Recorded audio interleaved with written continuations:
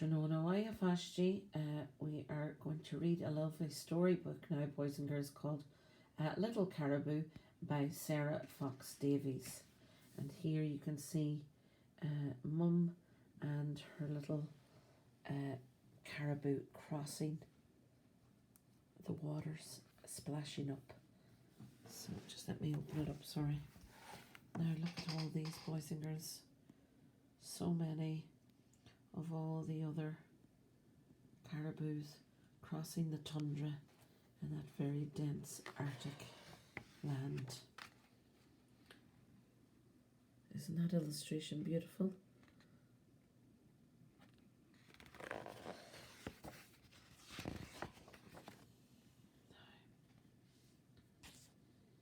In the far north of America, at the edge of the frozen Arctic Ocean, is a land without trees called the high tundra. There in early spring, as the snow is melting, a little caribou calf is born. Her mother, cow caribou, urges her to stand on her shaking new legs. The tundra is bitterly cold. There is no shelter from the howling wind, but little caribou drinks her mother's warm milk and grows strong.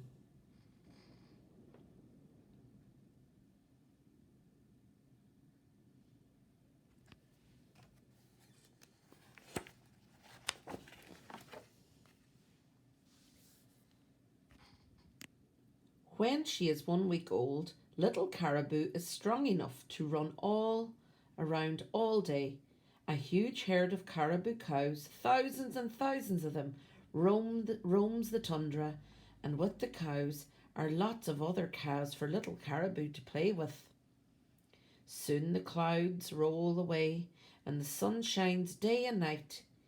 Even at midnight it is still light, and the grass grows fresh green leaves and flowers bloom. Cow caribou is thin and hungry. Eagerly she eats the young plants.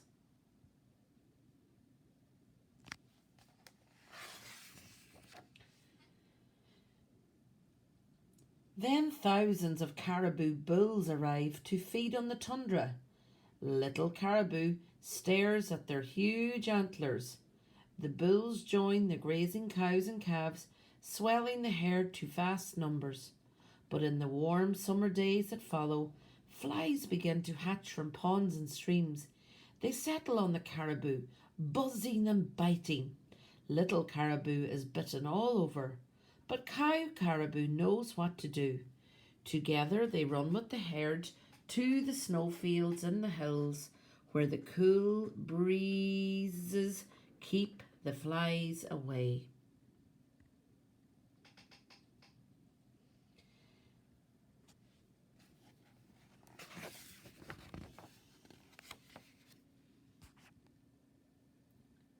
When little caribou is 8 weeks old, the summer heat begins to fade. Sharp frost kills off the flies and turns the tundra to red and gold. The caribou feasts on leaves and berries. Little caribou nibbles the plants, but she does not eat much she does not eat as much as cow caribou. The bulls eat the most. Their antlers grow bigger than ever. Little caribou has grown small antler spikes. All the caribou are fit and healthy, and their coats gleam. Autumn is coming and the nights are getting dark and cold. Soon the tundra will be covered with ice.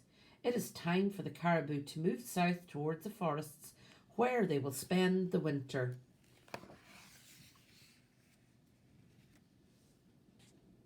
Little caribou is strong like her mother. Together they walk day after day and swim through deep, fast-flowing water. One day they see some people camping by the river. The people are hunters who sometimes kill caribou for meat to eat and skins to wear. On this day they are drying fish for winter food, and the caribou herd can pass in safety. Phew.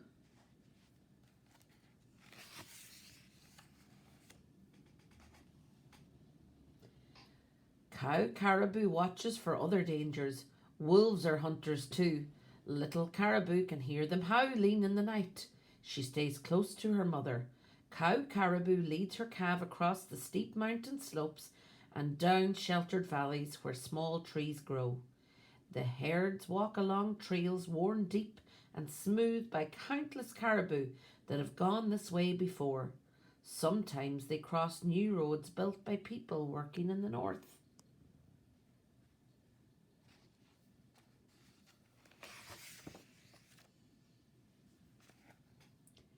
Light snow begins to fall as the caribou reach the edge of the forest. There are bulls to fight each other for the right to mate with the cows. The strongest and bravest will be the fathers of next year's calves. After the battle, the big bull casts off their magnificent antlers. Tired and wounded, they move into the shelter of the trees with the rest of the herd.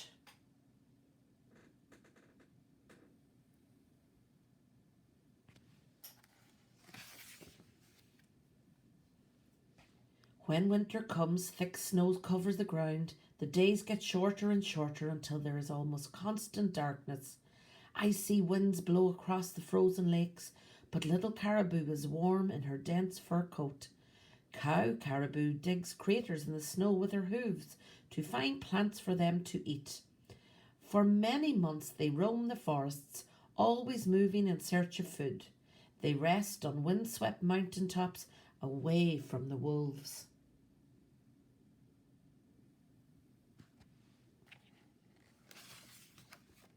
Then slowly light returns to the forest. Cow Caribou senses that spring is coming. It is time to show little Caribou the way back through the mountains to the high tundra. From every part of the forest, other cows and calves are travelling north. They wade through the deep snow and clatter across hard ice.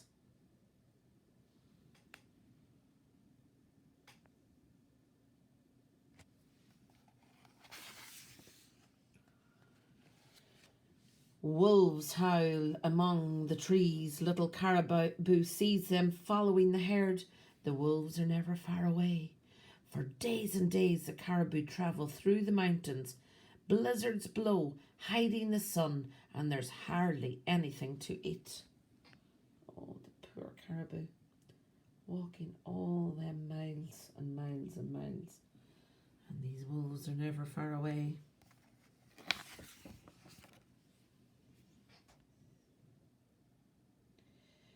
Then one day there is a burst of sunlight and the snow begins to melt. The ice on frozen rivers breaks apart. Water rushes through the valleys in the path of the caribou. Cow Caribou swims boldly across the rivers of floating ice. Little Caribou struggles after her. She is almost too tired to keep her head above the water.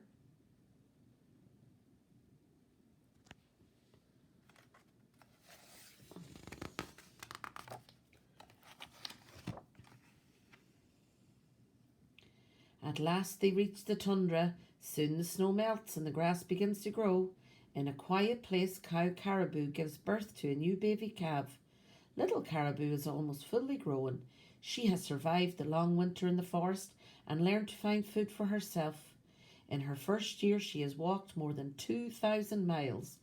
Born to travel, little Caribou will spend her whole life on the move. Her home is the herd.